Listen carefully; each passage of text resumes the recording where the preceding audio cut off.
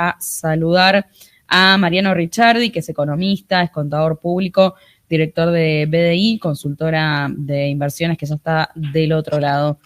¿Cómo estás, Mariano? Muy buenas tardes. Bienvenido, gracias por sumarte a esta tarde de Ahora Play. Hola, Agus, ¿qué tal? Muy bien, muchas gracias por la invitación. Bueno, gracias por sumarte. Bueno, ante todo, están ocurriendo muchas cosas, ¿no? La verdad es que en estos días venimos hablando mucho sobre todo desde ayer, venimos hablando mucho del bolsillo de la gente y del salario de la gente. ¿Por qué? Por el contraste de lo que ocurrió en el Senado, ¿no? Dejando de lado la pata política, que es la del Senado, y qué va a pasar con los senadores y sus dietas, lo que te quiero preguntar es tu primera mirada respecto a lo que está ocurriendo justamente con el salario de la gente, del común de las personas. El INDEC dijo que crecieron más que la inflación, pero la gran pregunta es, ¿alcanza eso? Porque, bueno, es un mes, 2 meses que van mostrando cierto crecimiento, pero venimos de un atraso significativo, ¿no? ¿Cuál es tu primer análisis en este sentido? Sí, como vos dijiste, sacando lo político, que es una vergüenza lo que hicieron, ¿no? Porque es un poco de empatía social a lo que está ocurriendo en el país. Y por el otro lado, los datos del INDEC, el índice del RIPTE, que es el salario medio de salarios públicos y privados, está dando una recuperación de los salarios privados. Salarios públicos, ¿no? Son los que más vieron afectados por la licuación, por la devaluación que hubo en diciembre y enero. Siempre son los que más tardan en recuperar en términos reales. El sector privado sí, ya hace 2 meses que está subiendo por encima de la inflación, lo cual es un buen dato, pero como vos decís, es algo que va a llevar un tiempo esa recuperación. Necesitamos varios meses más de, principalmente, estabilidad con la inflación, que siga descendiendo la inflación.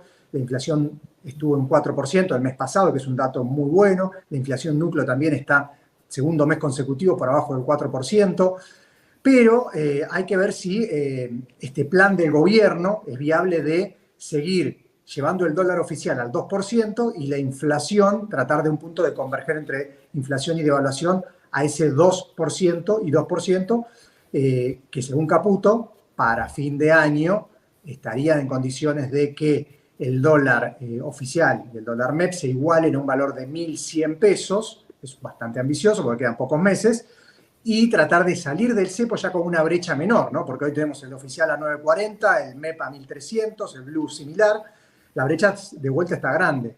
El primer objetivo del gobierno es disminuir la brecha, después acumular reservas, superávit fiscal, liquidación del agro, que la mala suerte que la liquidación fue mala, el valor de la soja cayó, en un año el valor de la soja cayó de 700 a 350 dólares la tonelada. Claro. Es una locura. Es una locura. Son cosas que en el gobierno, en la estimación que hacía el gobierno con los valores de la soja cuando asumió en diciembre, ahora perdió 12.000 millones de dólares de reservas de esa estimación, simplemente porque el valor del dólar de soja se desplomó. Claro.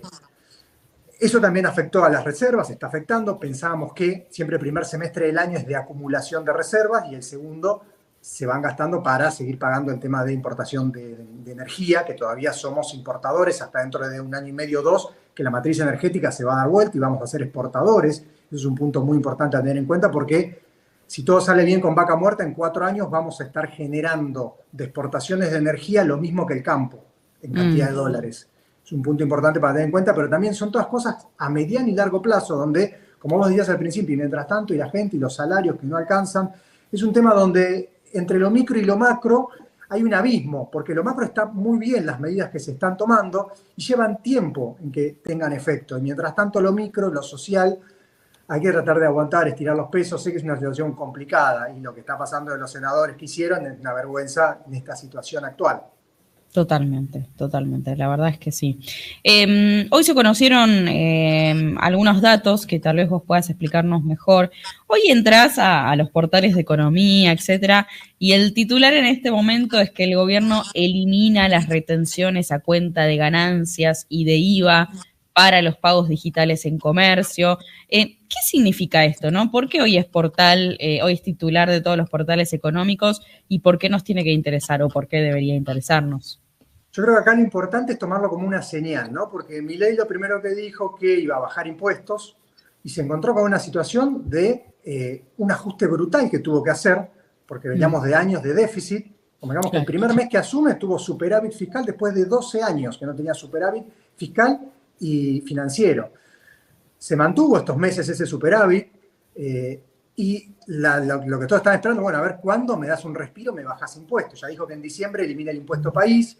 Eso también va a afectar porque va a bajar el costo de ciertos productos, los productos importados que pagan impuesto país no lo van a pagar más. Tendría que ser algo que presione a la baja también al nivel general de precios, a la inflación.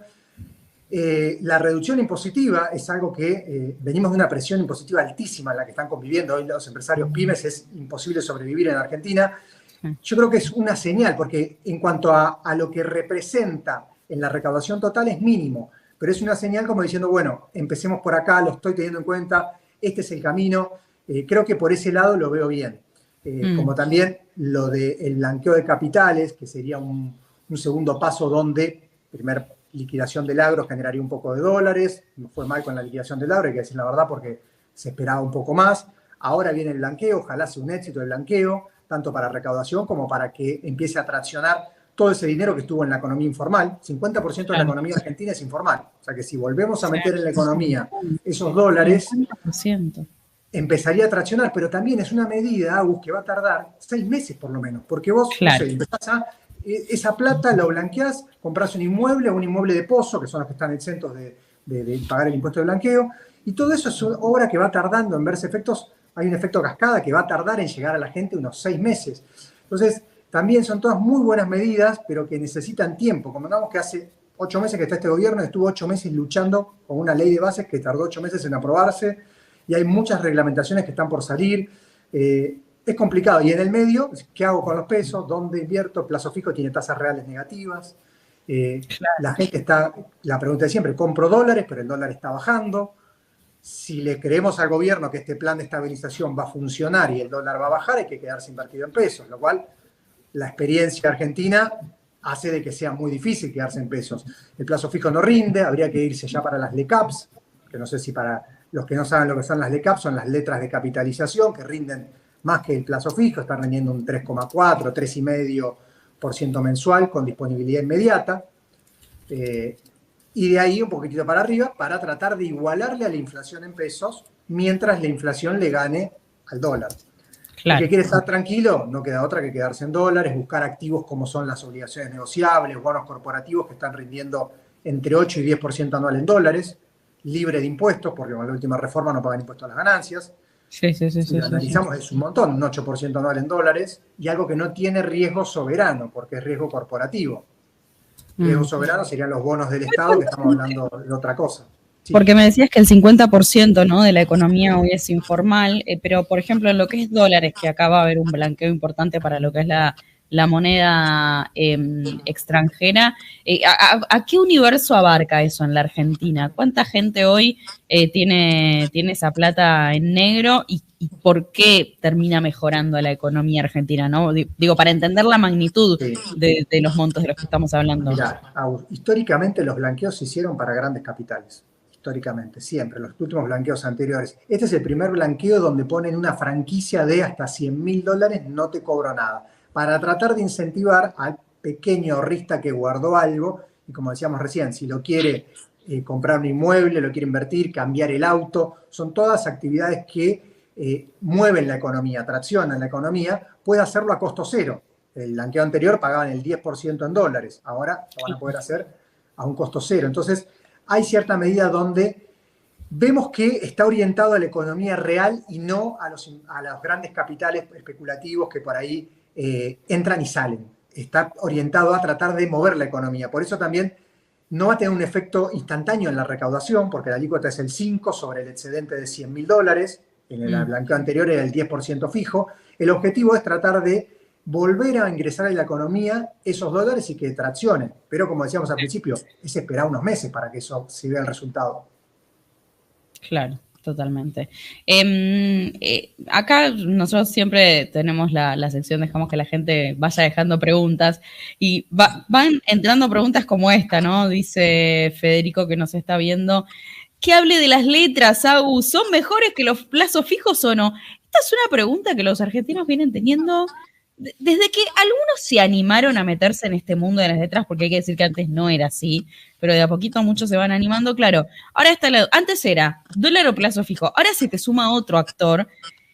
Y es verdad que cuando no sabes mucho, y con la volatilidad de la economía argentina y de la realidad argentina, todo va cambiando, ¿no? Así que, respondiéndole a Federico, ¿no? ¿Vos qué sugerirías? ¿Qué decís ante esto? Sí, ahí entender que el riesgo del plazo fijo, el plazo fijo tiene tasa real negativa, tasa real es que es menor a la inflación.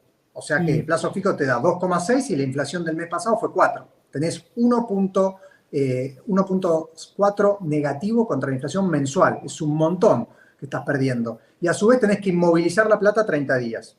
Del otro lado, las letras del Tesoro, son instrumentos de corto plazo, deuda de corto plazo que emite el gobierno, que rinden, hoy están rindiendo entre un 3,5 y un 3,8, están bajando, están rindiendo arriba del 4% mensual, y tenés disponibilidad inmediata. Lo que pasa es que vos no lo podés desde el banco tuyo operar, tenés que abrir una cuenta comitente en un broker, que es muy sencillo hoy desde el celular, abrir una cuenta en una aplicación, envían los pesos y compran o las letras o un fondo común de inversión, que esto también lo pueden hacer desde el home banking, que esté formado por letras. Entonces, ese fondo común de inversión va a tener letras de vencimiento corto a un mes, a 3 meses o a 6 meses, y en esa canasta de letras va a estar rindiendo por ahí un 3,7, 3,8% mensual, que es por encima del plazo fijo.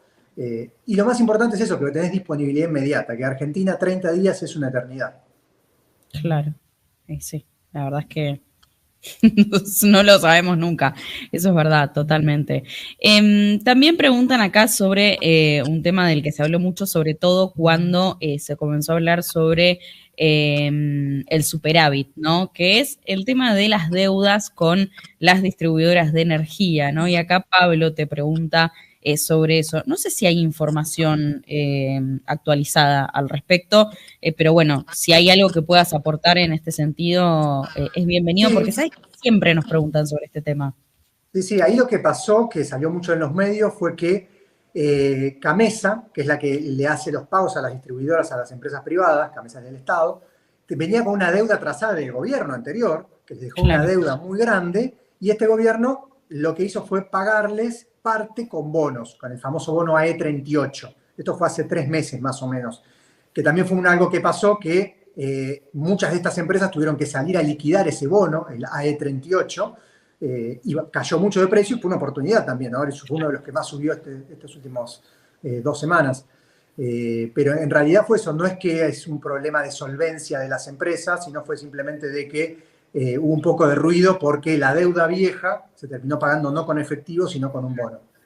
Y en ese sentido, ¿vos cómo ves la robustez y sobre todo la salubridad, como dicen algunos, de este superávit, ¿no? Porque viste que están, desde el gobierno dicen hay superávit, desde la oposición dicen hay superávit, pero, y empiezan con este tipo de cosas, ¿no? Bueno, la deuda Camesa, le debes a este, al otro, al otro. En tu caso, ¿cuál es tu análisis económico sobre sí, el aspecto más saludable, ¿no? De este superávit que ya viene teniendo varios meses? Bueno, acá hay varios puntos para tocar. Primero, que hay que tener superávit, no había dudas, porque necesitábamos generar fondos para empezar a pagar toda la deuda que tenemos. Hoy tenemos una deuda altísima y estamos cerrados al mundo, no tenemos financiación. La discusión es, cuando uno quiere generar superávit, es si subo los ingresos o bajo los gastos. Esta vez fue un superávit que lo obtuvimos de recorte de gastos, no subimos los ingresos. Es más, en plena recesión, todavía estamos la actividad industrial en caída, esperando que estos últimos meses parecería que está empezando a rebotar. Los pedidos de cemento, que es un indicador que se utiliza mucho como un proxy de que dentro de 3 meses vamos a ver una reactivación, están empezando a aumentarse. Hay ciertas alertas. Ay, lo perdimos. Acá estoy, ¿eh? Ahí va, ahí volviste. Ahora sí. Hay ciertas señales de que la actividad industrial se empezaría a reactivar, pero de una reactivación en forma de V corta estamos lejos. Estamos más de la pipeta Nike lentamente, que sería un escenario súper optimista, porque de acá no caímos de un día para el otro. Fueron 12 años de déficit fiscal. Entonces, en 6 meses de superávit fiscal no vamos a solucionar ni reactivar la economía, va a tardar años. Entonces, el superávit no se discute. Ahora llega a la otra parte donde cómo hacemos para mantener el superávit e inclusive bajando ingresos, porque la presión tributaria es tan alta que genera evasión. Ese 50% de la economía informal, si vos bajás los impuestos, está comprobado la curva de la FED, cuando llegas a una tasa de imposición tan alta, la economía empieza los sectores de la economía empiezan a transar informalmente. Bueno, si empiezan a bajar los impuestos, es otra medida más que va a empezar a traccionar la economía y a crecer. Son medidas que los resultados se ven a largo plazo. Estamos acostumbrados de años de cortoplacismo. Entonces, hay que entender de que son todas medidas que los efectos se van a ver a mediano y largo plazo.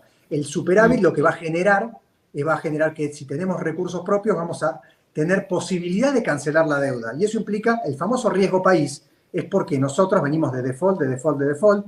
La única forma que baje el riesgo país es que mostremos solvencia, ¿no? Cuando alguien te debe, vos como un prestamista, imagínate el Veraz, el sistema que te califica vos. Si estás manchado 7 veces fuiste a la quiebra en el Veraz, estás recontra manchado. Van a pasar años de buena conducta para que te vayan quitando la calificación. Y acá es igual. La única forma es vos generar ingresos genuinos, superávit varios años, conducta fiscal, para que el riesgo país empiece a bajar y en base a eso volver a los mercados como para poder refinanciar un poco la deuda, porque venimos de un canje anterior que hizo Guzmán, que esto es bueno decirlo, ¿no? Él lo que hizo fue, tiro para adelante una bola que teníamos de deuda impagable, por 2 años no pagó nada, y a partir del 2025 que se arregle que venga porque le explota la deuda. Y un poco es lo que está pasando, ¿no? A partir del 2025 tenemos vencimientos de amortización muy grandes. Hasta ahora estábamos pagando prácticamente interés. Entonces ahí se viene complicado el 2025, donde el gobierno quiere bajar el riesgo país, que bajen las tasas para poder hacer un canje voluntario, un rollover, que es lo que hacen todos, lo que están haciendo las empresas privadas, los bonos corporativos, ese rollover de deuda que también es sano, aprovechar las tasas bajas, que Estados Unidos va a empezar a bajar la tasa de interés, es un escenario favorable para la economía argentina, es un buen momento como para empezar a plantear eso, descomprimir los vencimientos de deuda porque estamos todavía muy ajustados. Sí. También te quería preguntar, digo, continuando un poco por el camino de lo que es intentar ver el crecimiento, ¿no? de la Argentina, y en este caso te quiero consultar por lo que ves en el panorama de las posibles inversiones, ¿no? Hoy se conoció, de hecho, un nuevo análisis, ¿no? de JP Morgan, que decía que las acciones argentinas podrían atraer casi, creo que eran $1.000 millones de dólares en fondos extranjeros, digamos, si Argentina lograra ser reclasificado en este famoso índice que seguramente vos conocerás mejor, ¿no? El MSCI. Sí, que subiríamos hoy somos frontera, subiríamos a emergentes. Si subimos a emergentes... ¿A dónde estamos hoy y a dónde tendríamos que ir? ¿Y qué tanto implica esto que dice JP Morgan? Claro, hoy somos directamente de frontera.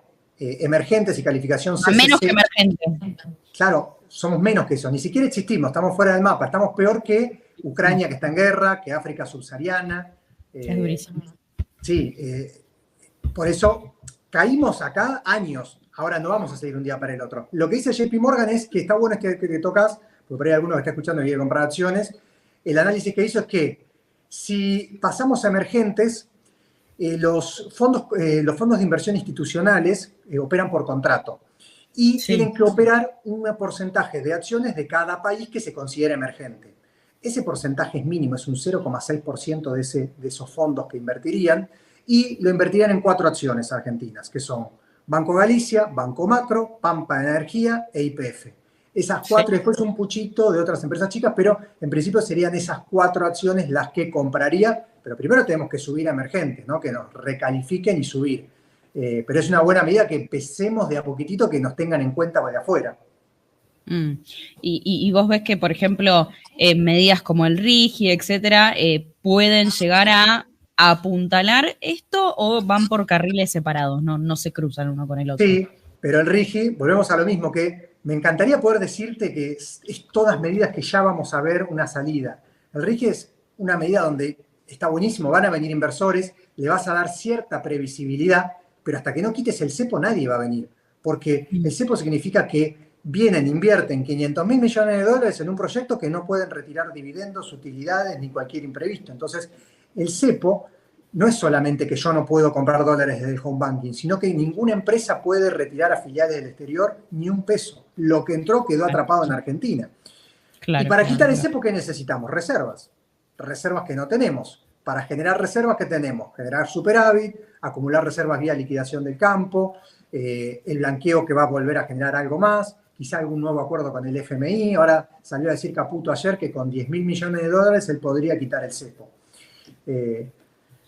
Entonces, el RIG es una buena noticia, pero yo no creo que ninguna empresa, inclusive por más que quiten el cepo, al mes siguiente no va a haber una lluvia de inversiones porque van a esperar a ver un poco, a ver hasta dónde hay un marco regulatorio que les dé previsibilidad. De hacer una inversión de capital intensiva, vos haces una inversión que la vas a recuperar en 10, 15, 20 años, la inversión. Entonces vas a tener previsibilidad. El RIGI a lo que apunta es un poco a eso, está muy bueno. Claro, pero obviamente está bien, lo que aclaras son cosas a largo plazo, digamos, ¿no? Sí, la fórmula mágica, la pastilla instantánea que tomo estas medidas y el resultado está el mes que viene, lamentablemente no lo vamos a ver. ¿Y qué es lo que sí podemos empezar a ver en el corto plazo, en tu opinión? ¿Qué es lo que empezamos a ver, por ejemplo, bajas en los números de la inflación, con una tendencia a la baja, pero ¿qué más de lo que le preocupa a la gente crees que en la economía se pueden empezar a ver en el corto plazo? Bueno, lo que hablamos al principio de la recuperación de los salarios en términos reales, de que los salarios privados están subiendo un poquitito más que la inflación. Veníamos de muchos meses que perdieron contra la inflación. El tema de que la inflación la inflación tiene un componente, casi siempre es un componente monetario, como dice siempre Milei, pero también hay un componente que le decimos inflación residual, que se basa en las expectativas adaptativas, ¿no? Entonces, si vos cortás la emisión, bárbaro, la inflación va a bajar muchísimo, no va a llegar a cero, porque hay un residual que es por las expectativas adaptativas. Y esas expectativas adaptativas en un país como Argentina pesa mucho la historia y la cadena de valor y todos los generadores de valor en la cadena donde, y por si acaso subo, y si subió el dólar blue, por más que yo no soy importador y no compro insumos en dólar blue, subo los precios. Entonces, eso va a ir generando un colchón de inflación, quizá hoy se habla de un 2-3% residual, por más que lleguemos a cero de emisión, esa inflación residual de expectativas adaptativas es lo que más va a tardar en bajar. Y eso es lo que por ahí a mí me preocupa y veo que va a chocar un poco con el plan del gobierno que dice que la inflación va a bajar del 2% mensual. Yo eso lo veo un poquitito ambicioso, pero también una forma de anclar expectativas es esto. Es decir, yo digo que la inflación va a ser el 1%, bueno, después es el 2, 2,5%, pero hoy hablar de inflación del 2,5% en Argentina, firmo ya, es un golazo. Pero bueno, yo creo que vamos por este lado el tema de recuperación de salarios, inflación, como el primer gran logro. El segundo, el superávit y acumulación de reservas. O sea, en líneas generales, tu mirada sobre estos primeros 9 meses de la economía de Javier Milei, ¿cómo la definirías? Ya un poco me fuiste diciendo, pero una definición tuya propia. Mira, yo acá siempre digo el dilema, y tengo un paper armado que es el dilema entre eficiencia y equidad. Eficiencia, cumplió, aprobado. Equidad, y bueno, y yo no te puedo decir que este ajuste fue equitativo porque destrozó las jubilaciones, salarios públicos. Quizás si me preguntas a mí, yo hubiese parado más, recortado más la obra pública, recortado más otras partidas, pero para mí el ajuste brutal que hizo en jubilaciones, salarios públicos y educación, ahí no concuerdo. Pero, como habíamos al principio, había que generar un superávit sí o sí. Eficiencia, cumplido. Ahora vamos por la parte de equidad. Tratemos de mejorar lo micro. Lo macro vamos perfecto. Claro. Bien, perfecto, interesantísimo lo que decís. Mariano, muchísimas gracias por este contacto con nosotros y será hasta la próxima. Gracias por invitarme, hasta luego. Un abrazo. Allí pasaba entonces Mariano Richardier con toda la información referida a la economía.